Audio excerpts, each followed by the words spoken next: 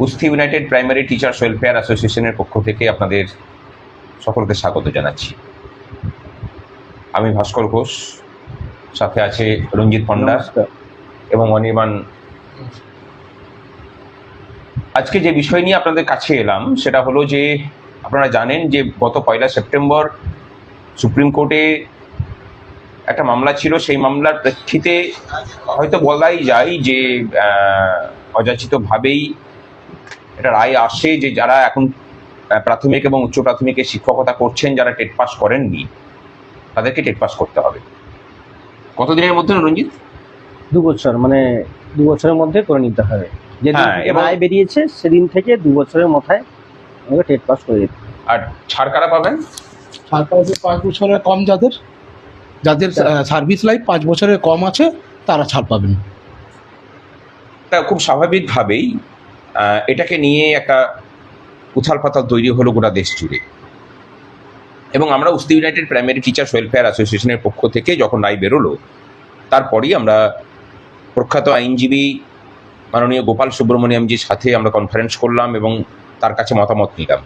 আমরা মতামত নিলাম বিকাশ রঞ্জন ভট্টাচার্যের কাছেও, এবং 2 আইনজীবী আমাদেরকে জানালেন যে এই রায়টার পুনর্বিবেচিত হওয়া উচিত।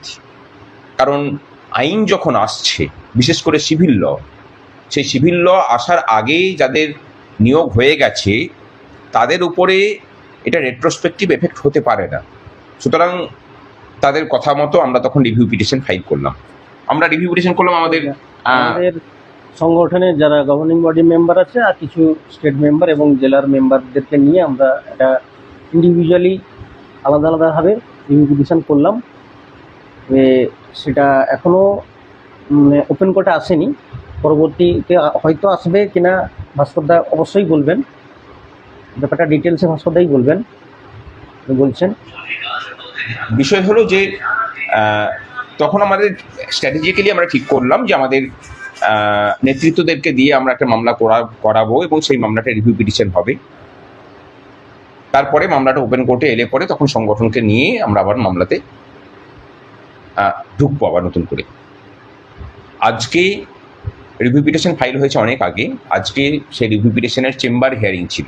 এটা কিন্তু মাথায় রাখবেন, চেম্বার হিয়ারিং মানে মাননীয় বিচারপতিগণ তাদের চেম্বারের মধ্যে সমস্ত রিভিউ পিটিশনগুলোকে নিয়ে, তাদের যেগুলো সামারি হয় সেগুলোকে নিয়ে তারা বসেন, দেখেন, তারপরে তারা বিচার বিবেচনা করেন যে সেগুলোকে, মানে রিভিউ মানে বুঝতেই পারছেন পুনর্বিবেচনার কোনটা, 1 তারিখে 1 সেপ্টেম্বরে যে রায়টা ছিল সেই রায়ের পুনর্বিবেচনা তারা করবেন কিনা, এবং সেই রায়ের পুনর্বিবেচনা চেয়ে রিভিউগুলোতে যে পয়েন্টগুলো তোলা হয়েছে সেই পয়েন্টগুলোর উপর ভিত্তি করে সত্যি করেই মামলাটার পুনর্বিবেচিত হওয়া উচিত কিনা তারা বিচারপতিরা সেটা বিবেচনা করেন।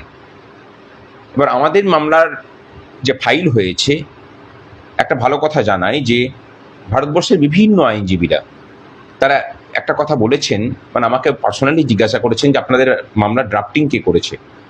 এ কথা বলতে অসুবিধা নেই যে আমাদের মামলার ড্রাফটিং করেছে বিক্রম ব্যানার্জি, মানে এই মামলাতে আমাদের কন্ডাক্টিং লয়ার, মামলাটা ওই কন্ডাক্ট করছে। তা সকলেই বলেছে যে অসাধারণ মানে ড্রাফটিং হয়েছে। আজকে সেই রিভিউ পিটিশনের শুনানি হয়েছে, চেম্বার হিয়ারিং হয়েছে, কোনো বাইরে কিন্তু কোনো শুনানি হয়নি। এটা অনেক পক্ষ থেকে বলা হচ্ছে যে বাইরে শুনানি হয়েছে, সব সম্পূর্ণ ভুল কথা। চেম্বার হিয়ারিং হয়েছে, সেই চেম্বার হিয়ারিং হওয়ার পরে তার মানে পরিণতি কি হবে সেটা কিন্তু রিজার্ভ আছে, অর্থাৎ রায় রিজার্ভ আছে যে সেটা ওপেন কোর্টে আসবে কিনা। কিন্তু আমরা যেভাবে মামলা মোকদ্দমা নিয়ে লড়াই করি তাতে একটা বিষয় আমাদের কাছে খুব পরিষ্কার হচ্ছে, আমরা বুঝতেই পারছি যে এই মামলাটা ওপেন কোর্টে আসতে চলেছে। তাই সকলে তৈরি থাকুন। সুপ্রিম কোর্ট থেকে যেহেতু আমাদের উপরে এই বোঝা চেপেছিল, আশা করি সুপ্রিম কোর্ট থেকে আমরা মুক্তি পাব। তবে ঐক্যবদ্ধতা এবং সংঘবদ্ধতা প্রয়োজন, এবং তার সাথে সচেতনতাও প্রয়োজন, বিশেষ করে পশ্চিমবঙ্গে। এখানে আপনি আমি বিপদে পড়লে আমাদের বিপদের আগুনকে আরও একটা গনগনে করে আমাদেরকে আরও কি করে ঝলসে মারা যায় তার প্রচেষ্টা কিন্তু সকলেই করেন। আপনি যখন জ্বলে মরে পুড়ে যাচ্ছেন তখন আপনাকে শীতল বাতাস দিয়ে কিভাবে একটু আরাম দেবে সেই মানুষের সংখ্যা কিন্তু খুব কম, আর আমরা সেই কাজটাই করি। নির্ভয়ে থাকুন, কথা দিচ্ছি যা কিছু হবে একসাথে লড়াই করেই আমরা এই বিপদের নদী পেরোবো। ভালো থাকবেন। একতাই বল, এটা সবসময় মনে রাখতে হবে।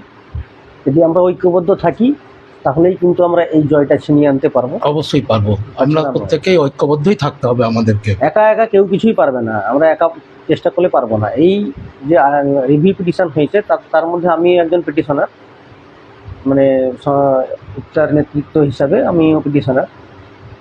তো দেখা যাক কতটা আপনারা সঙ্গ দিন, কতদিন যাই দেখা যাক। আর এই লড়াইটা কিন্তু আমরা করছি শুধুমাত্র প্রাথমিক শিক্ষকদের জন্য নয়, লড়াইটা করছি প্রাথমিক শিক্ষক এবং উচ্চ প্রাথমিকের শিক্ষক শিক্ষিকা সকলের জন্য। ঐক্যবদ্ধ থাকুন, কথা দিচ্ছি সকলকে এই বিপদ থেকে রক্ষা করা যাবে। ভালো থাকবেন। ভালো থাকবেন, ধন্যবাদ।